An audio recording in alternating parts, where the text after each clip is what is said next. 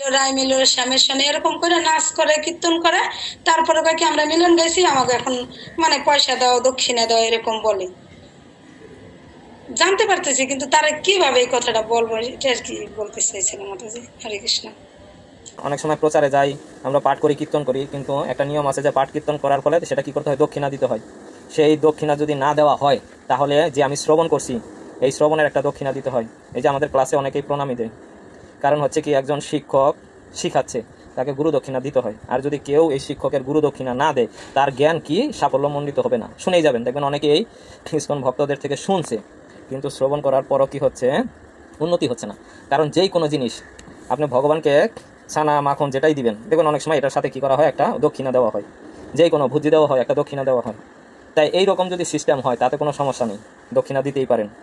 শ্রবণ উপলক্ষে, দান উপলক্ষে আমরা অনেক সময় বস্ত্র দান করি, বস্ত্রের সাথে কি করা হয়, টাকা দেওয়া হয় স্বল্প পরিমাণে, এরকম আছে। কিন্তু এখানে যে কথা বলা হচ্ছে যে কীর্তন করে টাকা দাও না, হ্যাঁ আমরা দিতে পারি, কিন্তু হচ্ছে আবারও এই যে গান কীর্তন করে, নগর কীর্তন করে আমরা দক্ষিণা দিই, হ্যাঁ এটাও দেওয়া উচিত, কিন্তু বিচার করতে হবে যে এই দক্ষিণাটা নিয়ে সে মাছ মাংস খাবে, ধর্মবিরুদ্ধ কাজে লাগাবে, তখন সেটা উচিত নয়। একদম ক্লিয়ার কথা যেটা। আর লক্ষ্মীমাতাজি যে প্রশ্ন করেছে সেটার অ্যান্সার এটাই যে সে নিয়ে কী করবে, সেই টাকাটা দিয়ে বিড়ি সিগারেট খাবে, মাছ মাংস খাবে, তাতে পাপই হবে। এখন এটা থেকে কিভাবে ছোটা পাওয়া যায়, আসছে তাদের ঘরের মধ্যে ফল ফ্রুটস আছে, সুন্দর মতো কী করেন তৈরি করে দিন যে আমি তোমাদের এই প্রসাদই খাওয়াবো, কিন্তু টাকা দিতে পারবো না। কারণ তোমরা এই টাকাটা নিয়ে কী করবা, বোঝানো উচিত। আগে প্রসাদ পাওয়ানো, আগে প্রসাদ পাওয়ায়া তারপরে তাদের বলা উচিত যে আমি যে টাকাটা চাইছেন আপনারা, এই টাকাটা নিয়ে আপনারা কী করবেন, ভগবানের সেবায় যুক্ত করবেন না। মাছ মাংস পান বিড়ি সিগারেট এগুলো আপনারা কী করবেন, খাবেন।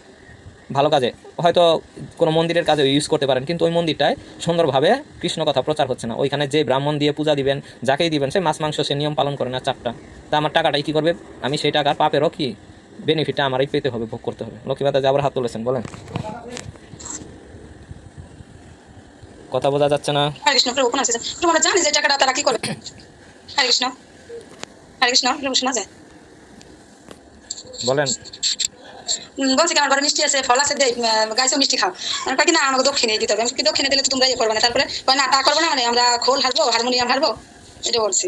যে তোমরা যেভাবে খোল সারো, হারমোনি সারো, যেটাই সারো, ওইখানে যে হারমোনি বাজায় গাচ্ছে এই হারমোনির সার্থকতা নেই। সেই মৃদঙ্গর কি অপব্যবহার করতেছো তোমরা। মাছ মাংস খেয়ে মৃদঙ্গ বাজাও, মাছ মাংস খেয়ে গান গাও, ভগবানের প্রসাদ খেয়ে গান গাও না, চারটা নিয়ম পালন করো না, দেওয়াই যাবে না। নেক্সট ডে আর গাইও না। একটা স্টেট কথা কিছু বলতে হবে, না হলে আপনাকে এই ঝামেলা সারাটা জীবন পোহাতে হবে। আপনি একবার স্টেট বলে দেন, কিসের অপরাধ? যারা ধর্মের চারটা নিয়ম ফলো করে না তাদেরকে আমরা শাসন করতে পারি, তাদের আমরা শাস্ত্রের যুক্তি দেখাতে পারি, এতে কোনো অপরাধ নেই। ঠিক আছে, নয়না মাতা যে হাত তুলেছেন, বলুন। মানে অনেক সময় যে মুসলিমরা বাসায় আসে বলে যে ইয়ে দেওয়ার জন্য, ওই মাদ্রাসার জন্য টাকা, তারপরে ওই মসজিদের জন্য টাকা, তো প্রভু দিতে না চাইলেও মানে অনেক সময় জোর করে মানে নেওয়ার জন্য। তো ওই ক্ষেত্রে আমাদের কি করা উচিত? আর আপনার কাছে কেন জোর করবে যে আমি হচ্ছি সনাতন ধর্মের মানুষ, আমি কেন দিব? তোমার যত ভাই আছে তোমার ভাইদের বলো, তোমার ভাইরা দিবে। আর যদি স্টেট কিছু বলতে চান, যেইখানে হবে এখন মাদ্রাসায় আর যেই সব তোমরা করতেছো, এখানে কি ভালো শিক্ষা দেওয়া হয়? একদিন এই হিন্দুদের কি করবে, আক্রমণ করবে। মানে আমার টাকা দিয়ে তোমরা কি করবা, হ্যাঁ লাওয়ারিসগুলারে খাওয়াবা, খাওয়ায় খাওয়ায় কি করবা, শক্তিশালী করবা, তারপরে হিন্দুদের উপরে আক্রমণ করবে। এর জন্য আমি টাকা দিব নাকি? বুঝতে পারছেন যে কেন আমি টাকা দিব? তোমাদের জন্য আমি কেন টাকা দিব? তোমার কত ভাইরা আছে, তাদের কাছে যাও, আমাদের কাছে কেন আসছো? আমাদের মন্দিরের জন্য আমরা দিই, কেন ওইখানে দিব? ও খেয়ে পরে রুষ্টপুষ্ট হবা, তারপরে আমাকে আবার আক্রমণ করবা। ঠিক আছে, স্নিগ্ধা মাতা যে হাত তুলেছেন, কথা বলুন। স্নিগ্ধা মাতাজি হাত নামান, না হলে কিছু বলুন, না হলে হ্যাঁ হাত সরিয়ে ফেলুন। ঠিক আছে, আর কারো কিছু বলার আছে এই সম্পর্কে? কারো কোনো বিভ্রান্ত, কারো কোনো প্রশ্ন? বুঝতে পারছেন তো ভক্তি ব্যবসা নাকি, এটা আলোচনা করেছেন? হ্যাঁ প্রভু নিচের একটু প্যারা আছে। ঠিক আছে, ওটা পড়ুন, কেউ পড়ুন ওটা। ব্রজেশ্বরী কোথায়? শিউলি মাতাজি, শিউলি বর্মন পড়বেন, পড়ুন। হরে কৃষ্ণ। সাধু শাস্ত্র গুরু বাক্য চিত্তকে করিয়া ঐক্য, আর না করিব মনে আশা। নরোত্তম দাস ঠাকুর। এটাই আধ্যাত্মিক সফলতার পথ। দুর্ভাগ্যক্রমে আমাদের মধ্যে নিজের মন গড়া ভাবে কাজ করার ঝোঁক রয়েছে। মূল বিষয়ের সাথে নিজস্ব দর্শন জুড়ে দেওয়া, নির্ধারিত মানসম্মত নিয়মাবলী পরিবর্তন সাধন করা অথবা তালগুল পাকিয়ে ফেলা, কাউকে ধর্মীয় নেতা রূপে মেনে নেওয়ার ইচ্ছা ও আমাদের মনে রয়েছে। কিন্তু এটা অত্যন্ত ক্ষতিকর, কারণ এর ফলে আমরা সত্য পথ থেকে বিচ্যুত হয়ে যাব। প্রত্যেকের উচিত অতীতের আচার্যদের নিষ্ঠার সাথে অনুসরণ করা, তাহলে জীবন সার্থক হবে। এখানে এটাই বলা হয়েছে, মূলত আমরা যদি গুরু পরম্পরা অনুসারে আমরা ভক্তি লাভ করি, তাহলে আমাদের জীবনের সার্থক হবে। এছাড়া যদি আমরা যে কোনো কারো কাছ থেকে কাউকে গুরু ভাবি, যারা মাছ মাংস সবকিছুই খাইতেছে বা সবকিছু করতেছে, তাদেরকে যদি আমরা গুরু ভাবি, তাহলে আমাদের জীবনে কোনো কিছুই সার্থক হবে না, তা নিতান্তই বৃথা যাবে। হরে কৃষ্ণ। প্রভু বলতে হরে কৃষ্ণ। তো আমাদের উপরের সাথে এটার সাথে একটু যুক্ত আছে যে দেখেন, কিন্তু প্রকৃত বৈষ্ণব হওয়া এবং কৃষ্ণ প্রেম লাভ করা তত সহজ নয়। যে আমরা অনেকেই ভক্তি করছি না, নতুন অনেকেই ভক্তি করছি না, পড়াশোনা করতে চাই না, শাস্ত্র অধ্যয়ন করতে চাই না, তাদের জন্য বলছি, কি বলছে, প্রকৃত বৈষ্ণব হওয়া আর কৃষ্ণ প্রেম লাভ করা অত সহজ নয়, অনেক তপস্যার বিষয়। তা যারা এই তপস্যা করবেন না, পরের জন্মে অন্য ধর্মে কনভার্ট হয়ে যাবেন 100%। এখনও তো সনাতন ধর্মে আছেন, তাও নাস্তিক। আমরা অনেকেই সনাতন ধর্মে আছি, কিন্তু সনাতন ধর্মের রুলস রেগুলেশন মানি না। সাধুরা বলে সেই কথা শুনি না, অ্যাপ্লাই করি না। অতএব ভগবান বলবে যে তুমি সনাতন ধর্মের থেকে যদি সনাতন ধর্মের নিয়ম পালন না করো, তাহলে এই ধর্মে তোমার থেকে তো কোনো দরকার নেই। চিন্তা করে দেখুন, কেউ যদি ক্লাস 9-এ পড়ে যদি 9-এর সাবজেক্ট অধ্যয়ন না করে সে কোনো কিছুই করে না, তাহলে কি সে 9-এ ক্লাসে থাকার যোগ্য? বলুন, কেউ বলুন কথা, যোগ্য? আচ্ছা, যদি যোগ্য না হয় তাহলে কি করবে? স্কুলের স্যাররা আপনাকে ক্লাস থেকে বা স্কুল থেকে বের করে দিবে, যে কোনো শ্রেণীরই সে রুলস মানতেছে না, 9, 10, 8 কোনো ক্লাসেরই রুলস সে মানতেছে না, অথবা আমাদের ক্লাসে রাখবো না। তাহলে ভগবানও চাইবে তুমি সনাতন ধর্মের থেকে যদি সনাতন ধর্মের ধর্ম না পালন করো, তাহলে তোমাকে এই ধর্মে থাকার দরকার নেই। কারণ এই ধর্মে থেকে মানুষের উৎপাত করবে। দেখবেন অনেক হিন্দুরা আছে, সনাতন ধর্মে হিন্দুরা আছে, হিন্দু ধর্মেরই সঠিক নিয়ম জানে না, তখন তাকে কি করতে হয়? কনভার্ট হয়ে দেবদেবীর পূজা করবে, তারপর আরও নিকৃষ্ট নেমে যাবে, তারপর মুসলমান হয়ে যাবে, অন্য ধর্মে চলে যাবে, কনভার্ট হয়ে যাবে। দেখবেন এই যে যারা মেয়েরা ধর্ম পরিবর্তন করছে, কিসের জন্য? এই একমাত্র এটার জন্য, কারণ ধর্ম জানে না, পালন করে না। আর এটাই ভুলতে ভুলতে এমন অবস্থা হয়, নাস্তিকে পরিণত হয়। তখন সে কোনো ধর্মে মানতে চায় না, ওই অবশেষে কি হয়? নাস্তিক ধর্ম, মুসলমান ধর্মে চলে যাবে, খ্রিস্টানে চলে যাবে, টাকা পাবে, আর ওইখানে গিয়ে আনন্দ ফুর্তি করবে, ইন্দ্রিয় তর্পণ করবে, মনে করবে এটাই ধর্ম। 4টা নিয়ম ভঙ্গ করা এটাই হচ্ছে ধর্ম, সে মনে করবে।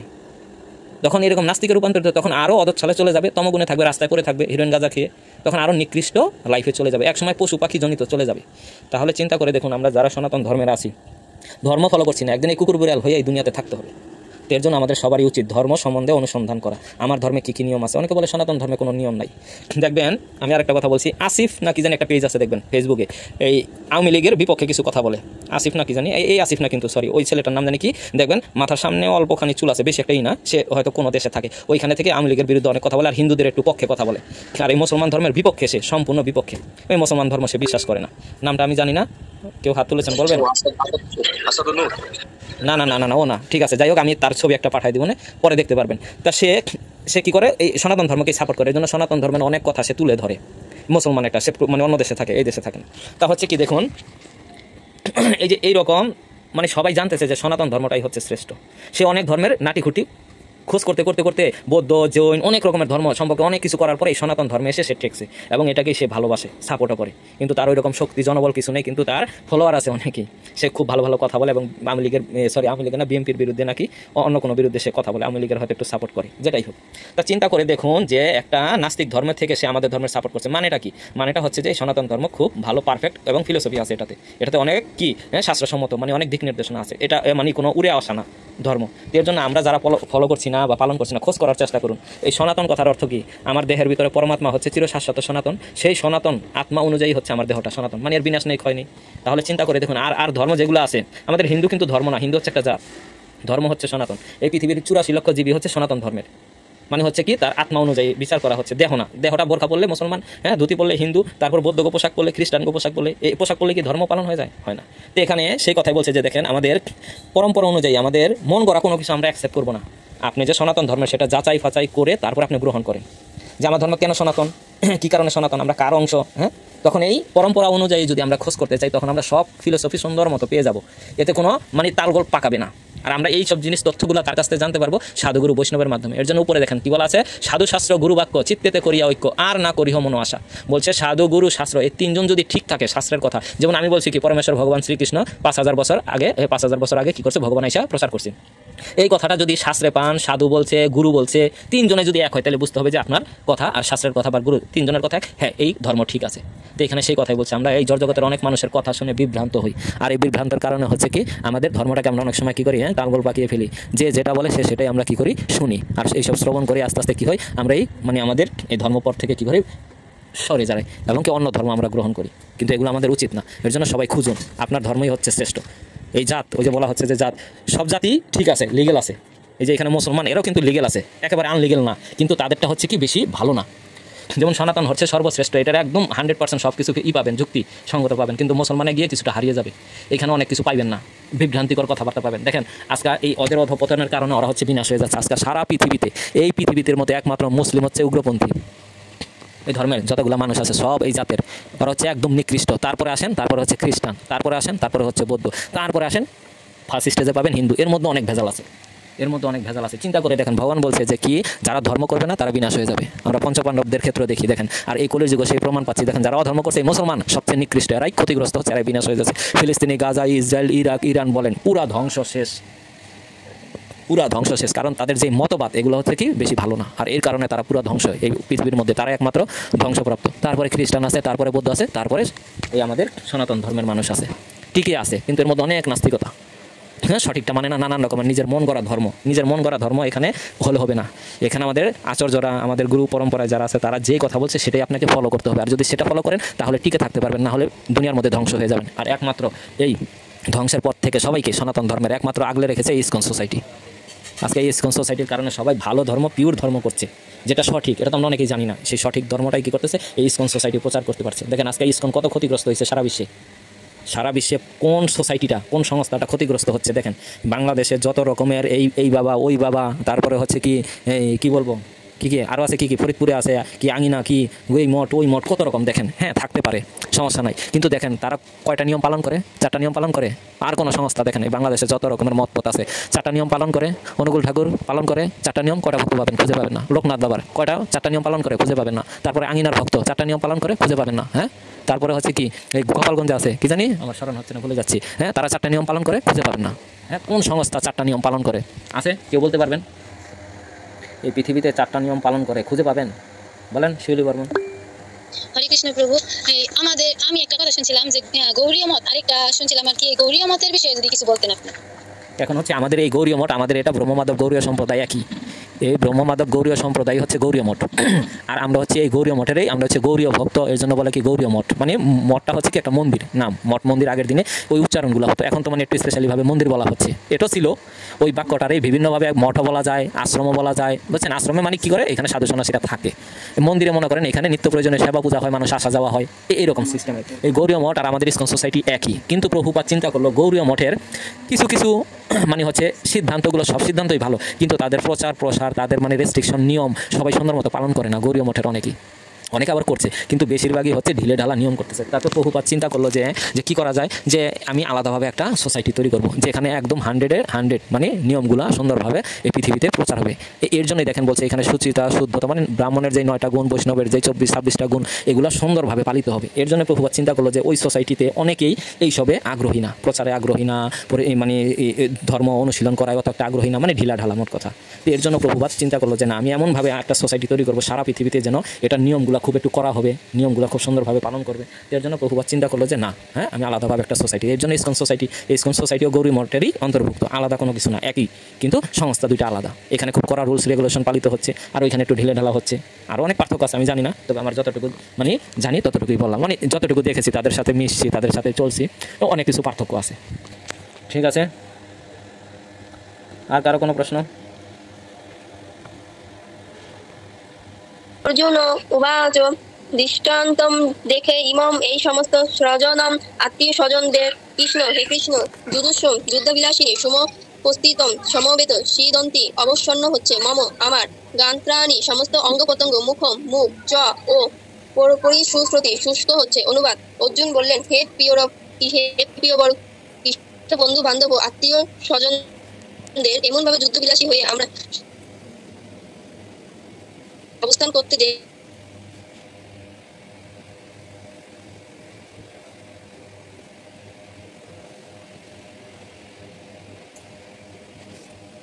আপনার কথা আসতেছে না। তাপর্য প্রকৃত প্রকৃত ভগবত ভক্তের মধ্যে সমস্ত সদগুণগুলোই বর্তমানে থাকে, যা দৈব ভাবাপন্ন ব্যক্তিত্ব বা দেবতাদের মধ্যে দেখা যায়।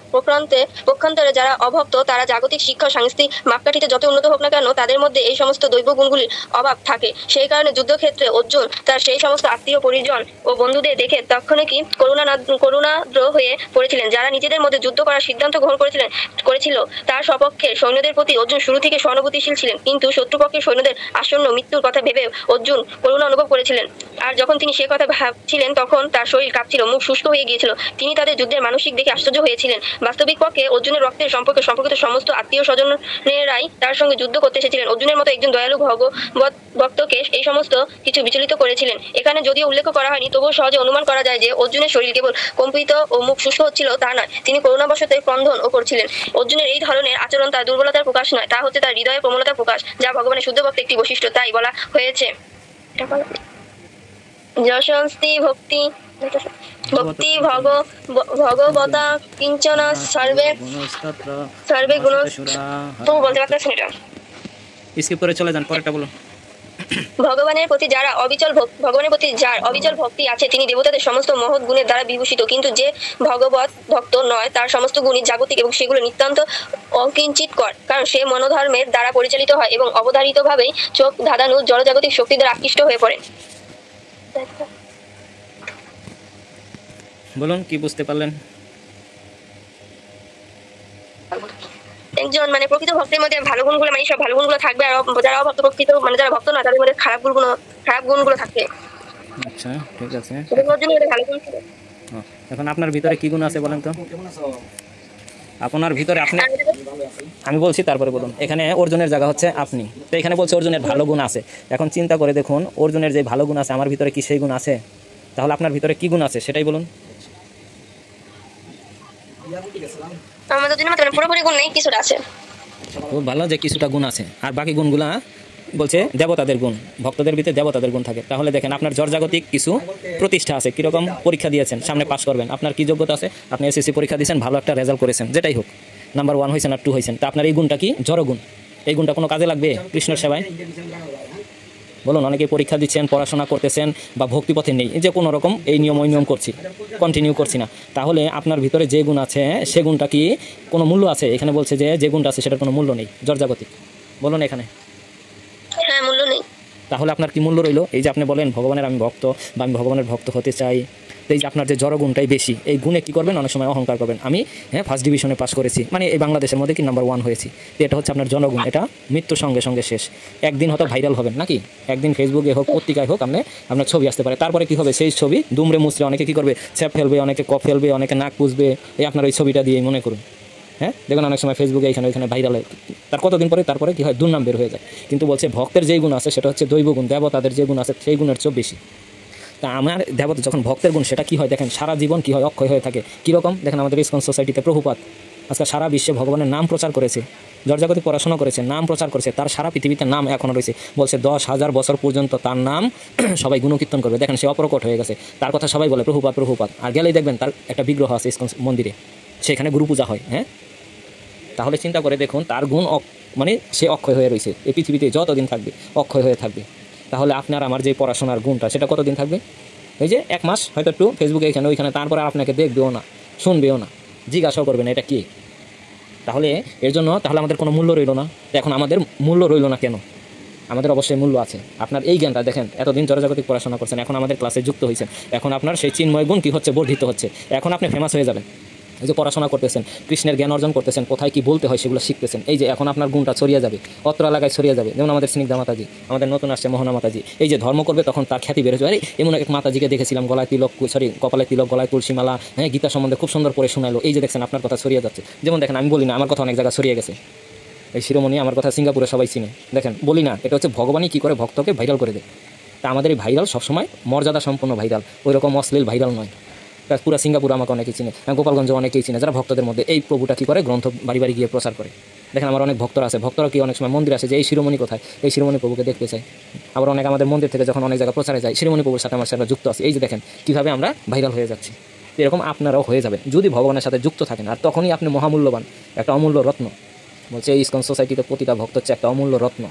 মানে হচ্ছে কি যার এই জড়জাগতিক কোনো মূল্য দিয়ে কিনা যায় না, তা আপনিও ভগবানের একদম প্রিয় হয়ে যাবেন যদি আপনার এই যে জড়জগতের পড়াশোনাটা এখন থেকে গীতা ভাগবতম আমাদের সাথে পড়বেন, তখন আপনাকে ভগবান আরও পছন্দ করবে, আরও প্রিয় বলবে, এটাই আমার শ্রেষ্ঠ ভক্ত।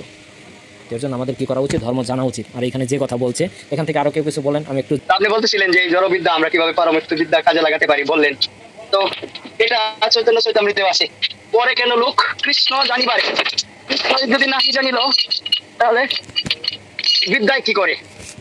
আরেকটা পয়ার বলছে এরকম, জড়বিদ্যা যদিও বলছে মায়ার বৈভব, মায়ার আসক্তি, তারপরেও এটা আমরা যখন পারমার্থিক জ্ঞান চর্চায়, আজকে যাদের বিদ্যা কম আছে, মানে পড়ালেখা জানে না, তারা গ্রন্থ পড়তে পারতেছে না, কিন্তু এই যে আমরা পড়ালেখা জানার পরেও অনেকে দেখবেন পারমার্থিক দিকটা গ্রহণ করতেছে না। তার মানে কি সে তার জ্ঞান নাই, জ্ঞান বুদ্ধির অভাব ছিল না, তার ওই ধরনের স্বীকৃতি নাই, ভগবানের প্রতি প্রেম বা ভালোবাসা নাই, যার কারণে ভগবত সেবা বা ভগবত যে বিধি নিষেধ এগুলো পালন করতে পারতেছে না, ভক্তের সাথে মিশতে চাইতেছে না, ভক্তের সাথে মিশলে তার পিতা মাতাও তাদেরকে অবজ্ঞা করতেছে। অথচ একটা মুসলিম ছেলে মেয়ের সাথে মিশতেছে, ওইতে সমস্যা নাই, ওরা বন্ধু বন্ধু, কিন্তু একজন ভক্তের সাথে মিশতে চাইলে বলে আরে না ও একটা পাগল, ওর সাথে কেন মিশবে। এই যে মনোভাবটা আমাদের ধ্বংস ডেকে আনবে। যখন ওই অর্জুনও, তারা যদি ওই একই পরিবারের ছিল, কিন্তু কেন দুর্যোধনের ধ্বংস হলো? তারা বিদ্বেষ পরায়ণ ছিল, ভগবানের প্রতিও বিদ্বেষ করেছে। ওই ধ্বংসের কারণ হয়ে দাঁড়াবো শুধু আমাদের বিদ্বেষ, অপবুদ্ধির জন্য। চেষ্টা করবেন, আমরা সবাই চেষ্টা করবো যেন আমরা বিদ্বেষ কারো প্রতি না ডালি, ভগবত ভক্তির পথে যেটা সহায়ক ওইটা পালন করি। হরে কৃষ্ণ প্রভু। অন্য কেউ? হরে কৃষ্ণ। নেক্সট কেউ বলবে? কেউ বলবেন না? তখন আমি বলছি, যদি বলার থাকে বলবেন। এখানে আরও একটা জিনিস আছে, দেখেন, ভক্তরা যখন ভক্তি জীবন পালন করে আর সবাই বিদ্বেষ হলো যে ভগবান বিদ্বেষী, অভক্ত আমাদের অনেক জ্বালাতন করছে, দুঃখ কষ্ট দিয়েছে, আমাদের অনেক অত্যাচার করেছে, এই ভক্তিপথে আসতে দেয়নি, তখন কি হয়? এই ভক্তদের অন্তরাত্মা কেঁদে ওঠে যে আমারই তো আত্মীয় স্বজন, তারা আমাকে ধর্মপথে আসতে দেয় নাই, অনেক জ্বালাতন করছে, তারপরও ভক্তের মানে হৃদয় কীরকম হওয়া উচিত? ভক্ত তখন করুণা করে কি করে? তাদের ছেড়ে দিতে চায় যে না, তারা পাপ করেছে, অপরাধ করেছে, আমার সাথে করেছে, আমি তাদের সাথে কোনো খারাপ আচরণ করব না, তাদের কোনো শাস্তি দিব না। এখানে অর্জুনও ঠিক সেই রকম ভক্ত মনোভাব নিয়ে বলতেছে যে না, তারা যখন যুদ্ধ করতে আসছে আমি যুদ্ধ করব না, তারা আমাকে মারতে আসছে, কিন্তু আমি মারব না। চিন্তা করে দেখুন আমাদের ভক্তদের হৃদয় কীরকম হওয়া উচিত। কিন্তু এইখানে সবাইকেই আমি বলবো, ওই করুণা দেখিয়ে লাভ নেই। এখানে অর্জুনও করুণা দেখাবে না, আপাতত করুণা দেখাচ্ছে কিসের জন্য? সে মনে করতেছে এই দেহটা আমার এবং এই আত্মীয় স্বজনের দেহগুলো হচ্ছে কি আমার আত্মীয়, এই ধারণার বশবর্তী হয়ে সে করুণা দেখাচ্ছে যে না, সবাইকে ছেড়ে দিব, এই আত্মীয় স্বজনরা মারতে আসছে, আমি মারবো না, তার অবস্থা খারাপ। চিন্তা করে দেখবেন আমাদের এইরকম মাঝে মাঝে হয় যে আত্মীয় স্বজনরা এইরকম কথা বলতেছে, আমার প্রিয়জনরা আমার ভক্তিপথে আসছি দেখে, এরকম আমাদের ভিতরে এরকম করুণা অনেক কিছু আসতে পারে, কিন্তু বলছে যে এরকম করুণা দেখিয়ে লাভ নেই। আপনি কারোর জন্য করুণা দেখাচ্ছেন, এই দেহের প্রতি করুণা দেখাচ্ছেন, কারণ এই দেহ আর দেখতে পারবেন না, মেরে ফেলবে বা মরে যাবে। আমার মা মরে গেল, আমার বাবা মরে গেল, আত্মীয় স্বজন সবাই মরে গেল, কাউকে দেখবো না, কেউ আমাকে ডাকবে না, এই যে এগুলার কারণে হচ্ছে আমাদের করুণা চলে আসে আমাদের হৃদয়ে, কিন্তু এটা নিতান্তই হচ্ছে মায়ার ধারা, আমরা কি হচ্ছে আবদ্ধ হয়ে এই করুণা আসতেছে, এরকম করুণা দেখিয়ে লাভ নেই। আচ্ছা, এখানে বলা হয়েছে যে ভগবানের মহান কার্যকলাপ হচ্ছে শ্রবণ এবং কীর্তন, কিন্তু আমরা কি করছি? এই কলিযুগের মানুষেরা শ্রবণ এবং কীর্তন বাদ দিয়ে আমাদেরকে ভেলকিবাজি দেখিয়ে যে বিভিন্ন ধরনের জড়জাগৃতিক বিভিন্ন ধরনের উক্তি দেখাচ্ছে এবং আমাদের মনকে বিভিন্নভাবে প্রলিপ্ত করছে, আমরা সেদিকেই ধাবিত হচ্ছি। কেউ যখন বলে যে এই কাজটা করলে তাহলে তুমি কি হবে, যে এতগুলা টাকা পাবে তুমি, তখন সেই ব্যক্তি কি করে? তার ইন্দ্রিয় লোভের কারণে সে সেই কাজে লিপ্ত হয়ে যায়, কিন্তু তার যে এই কাজ করাতে তার যে অপরাধ হচ্ছে সেটা সে জেনেও অজ্ঞানতার ভাবে থাকে। তার একমাত্র কারণ হচ্ছে সে এই জড়জগতের ইন্দ্রিয় সুখের প্রতি সে আসক্ত হচ্ছে, সে ভগবত ভক্তির প্রতি অগ্রসর হচ্ছে না। তার কারণে সে জড়জগতের প্রতি এইভাবে আসক্ত হওয়ার কারণে সে যে গুরুদেব, যে ভণ্ড গুরুদেব যার মাধ্যমে সে শিক্ষা অর্জন করছে এবং বিভিন্ন ধরনের কার্যকলাপে লিপ্ত হচ্ছে, তার মাধ্যমে সে আরো জড়জগতের প্রতি আকৃষ্ট হচ্ছে এবং সে তার সঠিক পথটা খুঁজে পাচ্ছে না এবং ভগবত পথের অগ্রসর না হয়ে সে বিপদগামী হচ্ছে। এটাই হচ্ছে আমাদের জনসাধারণের মূর্খতা, এটা আমি বুঝতে পেরেছি। তো দেখুন এখানে আমরা বলছে যে ভগবান কবে আসছে, কি করেছে, চলে গেছে, এ হচ্ছে কাল্পনিক, কে দেখেছে, কে শুনেছে, ওগুলা বাদ দাও। এই যে দেখো ম্যাজিক দেখাচ্ছে, ম্যাজিক না, একটু মাটিরে গুড় করে দিয়েছে, মাটিকে মিষ্টি করে দিয়েছে, মাটিকে লাড্ডু করে দিয়েছে, খাওয়াই দিয়েছে, আর বাপরে বাপ, নানান রকমের ভেলকি বাজিয়ে দেখে তারাই কি করতেছে? ভগবান না, নকল ভগবান সে যে কি করতেছে? সবাইকে বিভ্রান্ত করছে।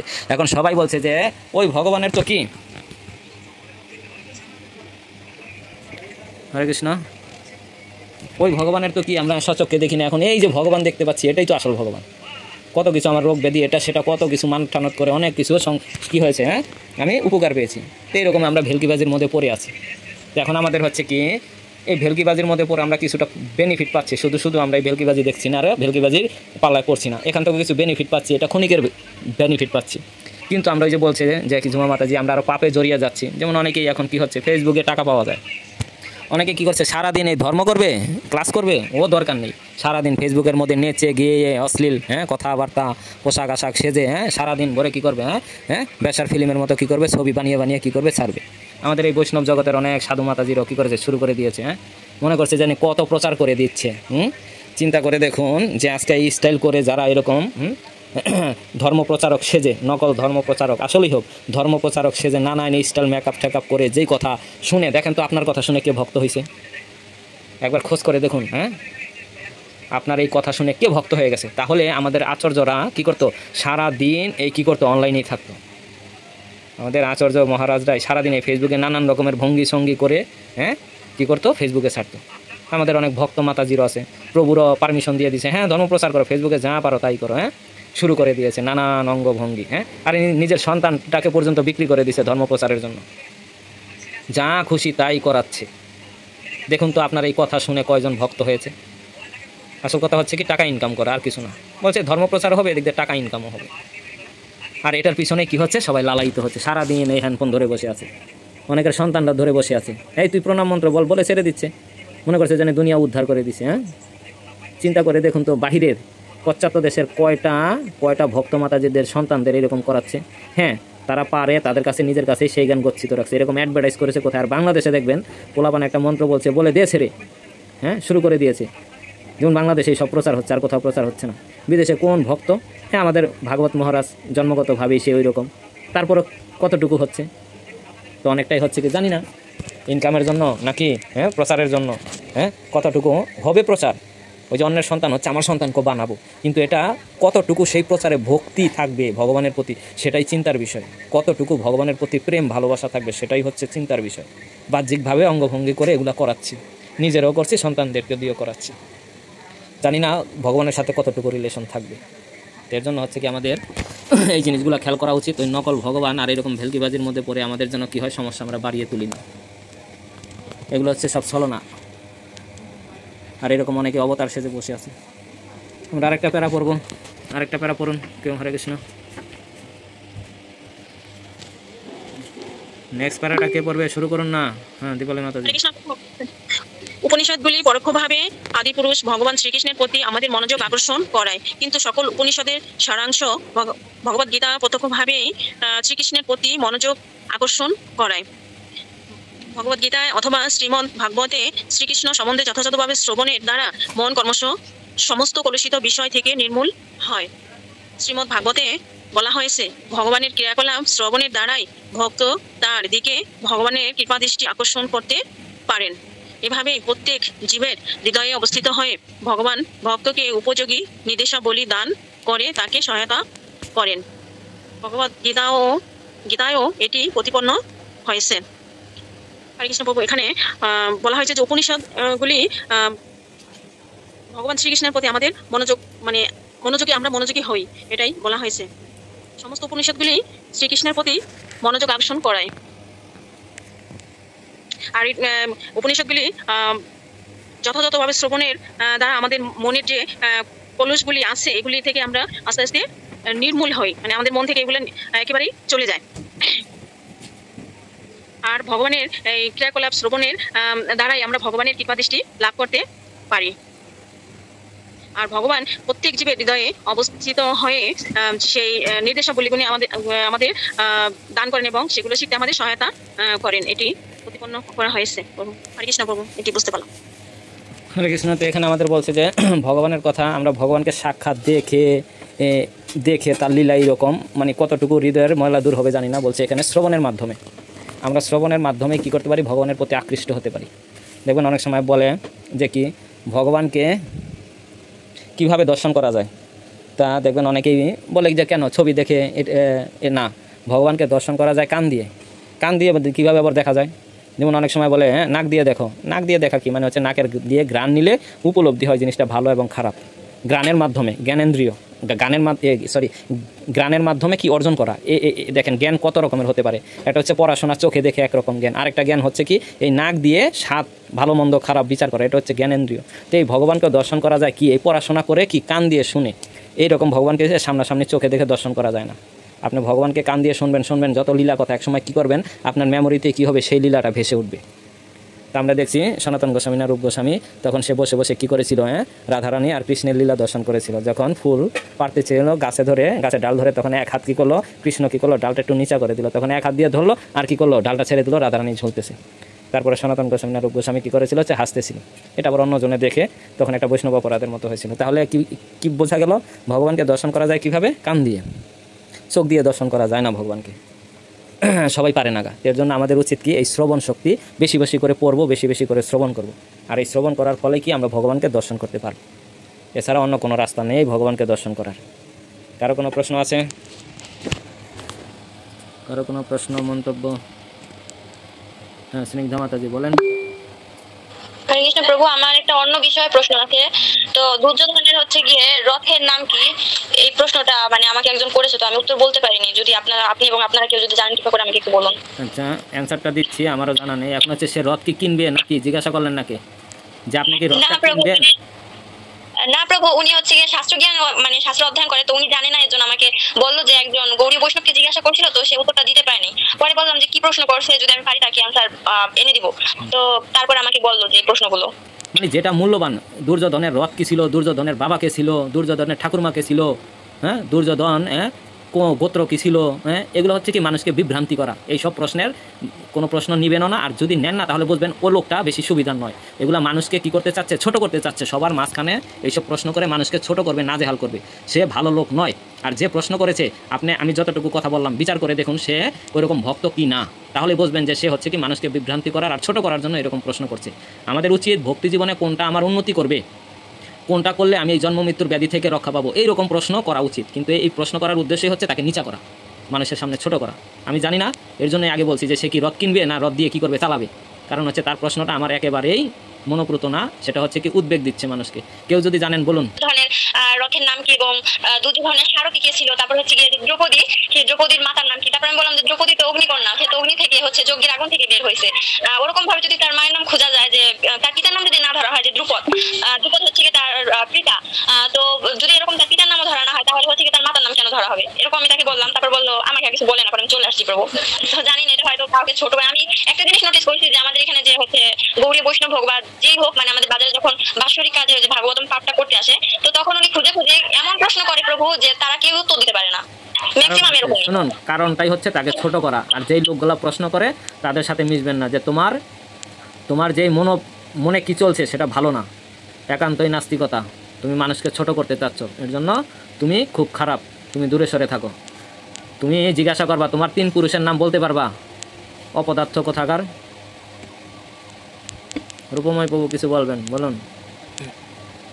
আপনি তো যথার্থই বলছেন, ও তো নিজের এই 5 পুরুষ যদিও বলতে পারে, অনেকে 7 পুরুষের কথা বললে আর বলতে পারবে না। 3 পুরুষ স্বাভাবিক, নিজের নাম ছেলের নাম। শুনুন, এই জেনারেশন পারবে না, এই জেনারেশন পারবে না। ওর নিজের নাম অত জানে না, পুরুষ গণনা হয় কিভাবে, নিজের নাম নিজের পুত্রের নাম আর পিতার নাম বলবে, 3 পুরুষ হয়ে গেল। কিন্তু ওরা যদি 5 পুরুষ বলা হয় বলতে পারবে না।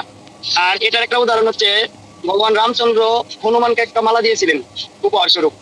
তো হনুমান মুক্তার মালাটা খুলে খুলে চেক করতেছিল ভিতরে যে রাম আছে কিনা। রাম যেহেতু না, এটা বেকার, ফেলে দিছে। মুক্তার যদি অনেক মূল্যবান, কিন্তু ভগবান রামের কোনো অস্তিত্ব না পেয়ে ওটা ফেলে দিয়েছে। যারা ভক্তি করে এখানে ভক্তিটাকে প্রাধান্য দেয়। এই যে উদ্ভট প্রশ্ন গীতাও কোথাও পেয়েছেন যে দুর্যোধনের রথের নাম লিখছে, কোথাও অর্জুনের রথের নাম লিখছে, অর্জুন কার কাছ থেকে রথ করছিলেন এটা লিখছে, অর্জুনের সারথি লিখছে। দুর্যোধনের সারথি লেখার প্রয়োজন মনে করে নাই। প্রভুপাদ যতটুকু আমাদের প্রয়োজন অতটুকু দিয়েছে, এর বেশি খুঁজবেন পাগল হয়ে যাবেন। ভক্তি খুঁজেন, যারাই আসছেন আপনি খুঁজেন নাই, কিন্তু আপনাকে প্রশ্নটা করেছে যারা করতেছে না। বলছে ভক্তি করতে হলেও স্বজাতীয় ভক্তের সাথে মিশতে হবে। এটা চৈতন্য চৈতামৃতের কথা, আমি পাঠ করতেছি না, আমি শুনতেছি শুধু, যে বিজাতীয় ভক্তির সাথে সম্ভব না। বিজাতীয় যারা, এরা কি করবে, আপনাকে একটা উল্টা বোঝাবে। আপনি যখন শাস্ত্র জ্ঞানে পারদর্শী হয়ে যাবেন, তখন তাকে আপনি রিটার্ন টু রিটার্ন প্রশ্ন করতে পারবেন, তখন আপনার সাথে সে গায়ে জিতবে, বলবে ও একটা 2 দিনের বাচ্চা কি জানে। কিন্তু শাস্ত্র জ্ঞান তার ভিতরে নাই। শাস্ত্র জ্ঞান থাকলে সে কখনো এই ধরনের কথা বলবে না। রামানন্দ রায়ের সাথে যখন চৈতন্য মহাপ্রভুর দর্শন হয়েছিল, রামানন্দ রায় ছিলেন শূদ্রজ্ঞানের মানে রাজা, একজন জমিদার। তো তার সাথে অনেক লোকজন ছিল, যখন তাদের প্রেম ভক্তি লাভ করলো, ভাবোদয় হলো, এটা দেখে অন্যরা যে কি বলে স্মার্ত ব্রাহ্মণরা হাসতেছিল, বলতে সন্ন্যাসী একজন শূদ্রকে আলিঙ্গন করতেছে, এই কিরকম সন্ন্যাসী? কারণ সন্ন্যাসীকে তো আলিঙ্গন করা, এই শূদ্রকে স্পর্শ করা উচিত না। তারপরে এরকম কেন করলো? তো বুঝতে পেরে তারা তাদের প্রেম সংবরণ করে নিছে। তো ওই জন্য আমাদের বুঝতে হবে যে কার সাথে আমি মিশবো, কার কাছ থেকে আমি শুনবো। আমার কাছে অনেকে লেকচার আসে, আমি সবার লেকচার শুনি না, শুধু আমাদের যারা ভক্ত বৈষ্ণব আছে তাদের লেকচারই শুনি, অন্য কারো লেকচারও শুনি না। আমাকে নিষেধ করছে, আর শোনার কারো প্রয়োজন নাই। তারা কোথা থেকে বলতেছে? শাস্ত্র থেকে। যে আমাদের প্রভু যারা বলতেছে এরা শাস্ত্রের বাইরে বলতেছে। তো এটা মনে রাখতে হবে, শাস্ত্র অধ্যয়ন করবো শুদ্ধ ভক্তের অধীনস্থ হয়ে, এবং স্বজাতীয় ভক্তের, বিজাতীয় না। ঠিক আছে, হরে কৃষ্ণ। ঠিক আছে, স্নিগ্ধা মাতাজি আবার হাত তুলেছেন, বলেন। হরে কৃষ্ণ প্রভু, আমার অনেক সমস্যা হচ্ছে বলতে যে আগে আমার ছিল না, কিন্তু এই ভক্তি জীবনে আসার পর থেকে আমি এটা নোটিস করতেছি যে হ্যাঁ, কিছু মানুষদের মধ্যে বা কিছু ভক্তের মধ্যে আমি দেখতে পাই যে এর মধ্যে অনেক ধৈর্য আছে, কৃষ্ণের কত সুন্দর করে সেবা করছে, মানে ভালো গুণটা দেখতে পাই। কিন্তু এমন কিছু মানুষ আছে যে তাদের মধ্যে আমি কোনো একটা ভালো গুণ খুঁজতে পারি না। তো আমি কিভাবে এটা আমার নিজের জীবনে অ্যাপ্লাই করবো? যে আমার মানে আমাদের তো অতীতে কারো গুণ জানো, কারো দোষ না বিচার করে আমরা তাদের কোনো একটা গুণ থাকলে সেটাই নিজেদের মধ্যে আনার চেষ্টা করি। তো ওই ব্যাপারে যদি আপনি কোনো উপদেশ দেন আমাকে। আমি কি বলি শুনুন, অবশ্যই তো কিছু না কিছু গুণ আছে, একেবারে তো বেগুন না নাকি? বেগুন হচ্ছে অ্যালার্জি, তারও একটা গুণ আছে যে আমি মানুষের শরীরে প্রবেশ করার পরে মানুষের চুলকানি তৈরি করতে পারি, এটাও একটা ভালো গুণ।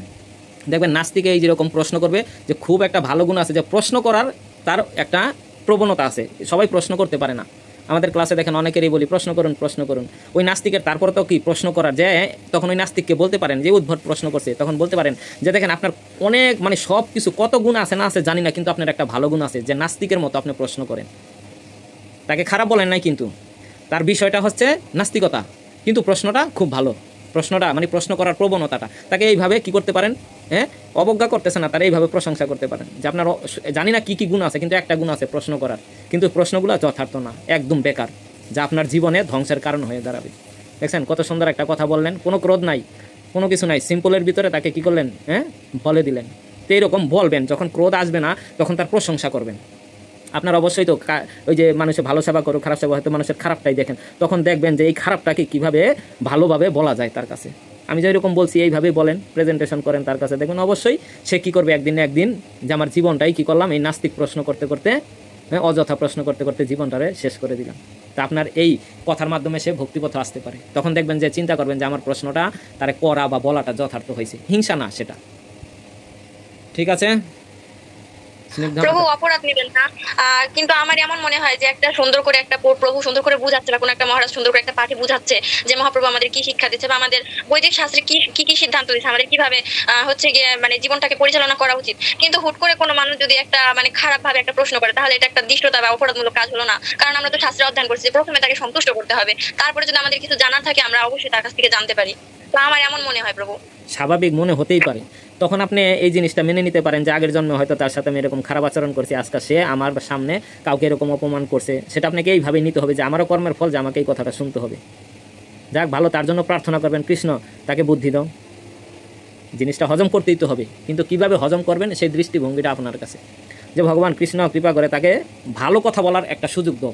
তুমি কিন্তু বলাচ্ছ, দেখবেন আমি ভাগবতম পড়তেছি সামনে, খুব সুন্দর সুন্দর জিনিস পাইছি, যে ভগবানই কিন্তু বলাচ্ছে তাকে, এটা কিন্তু আপনার জন্য পজিটিভ। এই যে আপনি শুনছেন, শুনে ক্রোধ কিভাবে কমানো যায়, আবার যে শুনছে তারও উচিত যে তার সাথে আগের জন্মের কোনো ভুলভ্রান্তি ছিল, এর জন্য আজকে এমন একটা প্রশ্নের সম্মুখীন হয়েছে, সেটা সে হজম করে ফেলছে। মূলত কৃষ্ণই বলাচ্ছে, কিন্তু নাইলে কারো এই রকম স্বতন্ত্রতা নেই বলার। পরমাত্মা আছে বিদেই তো এরকম নাস্তিক কথাবার্তা বলছে নাকি? বললাম না, ডেড বডি বলতে পারে না, আজকাল জীবিত হয়ে সে একটা প্রশ্ন করতেছে, হ্যাঁ, তাও নির্বুদ্ধিতা, যে ভগবান তুমি একটু সুবুদ্ধির মতো কিছু করাও, যে বুদ্ধিমানের মতো যেন প্রশ্ন করে, তাহলে তার জীবনটা পরিবর্তন হবে। ঠিক আছে, যাই হোক, আমাদের প্রেম ধ্বনি একটু সময় বেশি হয়ে গেছে, কৃপা করে সবাই ক্ষমা করবেন, আর সবাই ধৈর্যশীল সহনশীল হওয়ার চেষ্টা করেন, অ্যাপ্লাই করার চেষ্টা করেন। আরে বলছে তো ভালো বলছে, আরে বলে ফেলছে, আর মনে হয় কোনোদিনও বলবে না, শেষ, যাক বাঁচলাম আমি, হ্যাঁ, আমার অপরাধটা আজকে খণ্ডন হইল। আর এই অপরাধটা না হলে বেজে থাকতো, বীজাকারে থাকতো, এটা কবে যে আবার ফুটতো, কবে যে আমার সাথে বলতো, কিন্তু আজকে বলে ফেলছে, খুব সুন্দর, আমি রেহাই পেলাম। ও কৃষ্ণ তাকে কি করো, সুবুদ্ধি দাও। আমরা শয়তানের জন্য প্রার্থনা করতে হবে, ভালোর জন্য প্রার্থনা করতে হবে, একই জিনিস। ঠিক আছে প্রেমধ্বনি।